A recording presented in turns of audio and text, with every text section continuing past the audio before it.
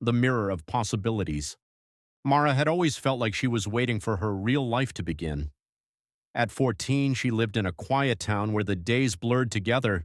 School bells, homework, her mother's tired voice calling her for dinner, and the same gray streets she had known since childhood. She dreamed of something more, something extraordinary. But dreams were just dreams until the day she found the mirror. It happened on a rainy Saturday. Mara was exploring the old abandoned Victorian house at the edge of town, a place locals called the Ghost House.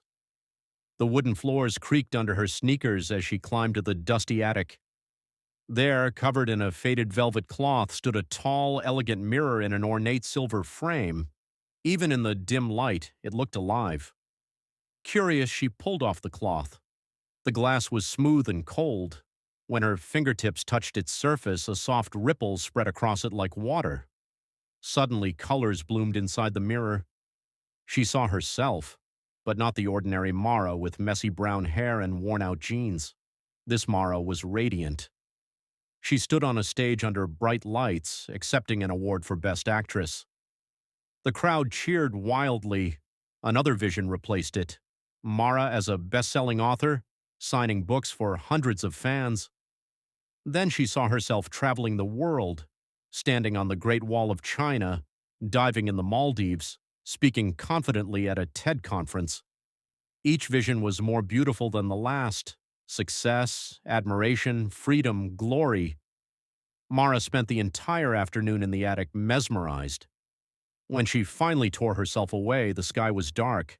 She couldn't stop thinking about what she had seen. The next day she returned, and the day after that.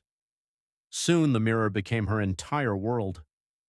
She dragged an old chair up to the attic and spent hours every day sitting in front of it. The visions grew more detailed. She saw herself as a famous musician performing in front of thousands.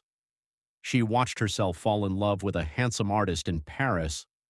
She witnessed herself becoming a powerful businesswoman, living in a luxurious penthouse with floor-to-ceiling windows overlooking a glittering city.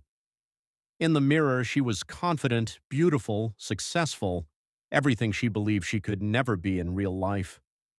Reality, meanwhile, began to crumble.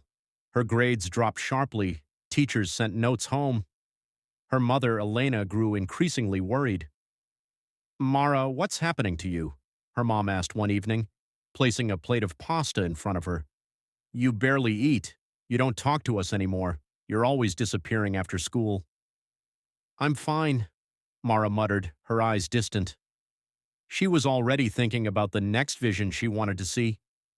Her best friend, Sophie, tried to pull her back. "Let's go to the movies this weekend, like we used to." "I can't," Mara replied. "I'm busy." She stopped answering messages. She stopped going outside. The attic became her sanctuary, and the mirror her only friend. The more time she spent there, the more the visions consumed her. She began skipping school entirely. Her mother would knock on the attic door, pleading, sometimes crying. But Mara barely heard her. The mirror showed her a future where she was never lonely, never ordinary, never afraid. Why would she need the real world when perfection was right in front of her? Weeks turned into months. One cold winter evening, as snow fell softly outside the cracked attic window, Mara asked the mirror for something she had never dared before. "Show me the end. Show me what happens when I grow old." The glass shimmered longer than usual. The light inside dimmed, and then she saw it. An elderly woman sat alone on a dusty floor in a dim, cluttered room. Her hair was thin and gray. Her hands trembled. Around her lay hundreds of broken mirrors, their shards reflecting fragments of the brilliant lives she had once watched. The old woman's eyes were hollow, filled with unbearable regret. She looked directly at young Mara and whispered in a voice cracked with sorrow, "I never lived any of them. I only watched." Mara's breath caught in her throat. A wave of cold horror washed over her. She tried to look away, but the vision held her gaze. The old woman reached out a wrinkled hand toward the glass. "All those beautiful lives, and I wasted mine waiting for them." Tears streamed down Mara's face. Her chest tightened with pain she had never felt before.